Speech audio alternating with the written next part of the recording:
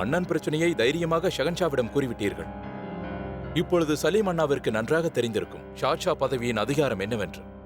ஆனால் அவர் என்னை அறைந்ததை என்னால் இன்னும் மறக்க முடியவில்லை தானியல். நான் அவர் மீது மரியாதை வைத்திருந்தேன்.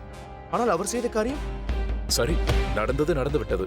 அவர் செய்த காரியத்திற்கு தண்டனை கிடைத்துவிட்டது. நீங்கள் மகிழ்ச்சியாக இருங்கள்.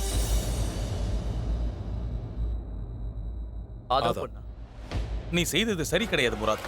சகோதரர்கள் பிரச்சனையை பேசி தீர்த்திருக்க வேண்டும். நீ ஷகின்ஷாவிடம் சென்று சலீமை பற்றி புகார் அளித்திருக்க கூடாது. நான் என்ன செய்வது? நடனமங்கை முன்பு என்னை அவமானப்படுத்தி விட்டாரே. பதவிக்கான மரியாதையை விட்டுக் கொடுக்க வேண்டுமா? சலீம் உனது மூத்த சகோதரன் என்பதை நீ மறந்து விட்டாய். அவரும் ஒன்றை மறந்துவிடக் கூடாது. நான் இப்போது ஷாஷா ஆவேன். இன்னொன்றையும் நீ மறந்து விட்டாய். இந்த உரிமை சலீமுடையது.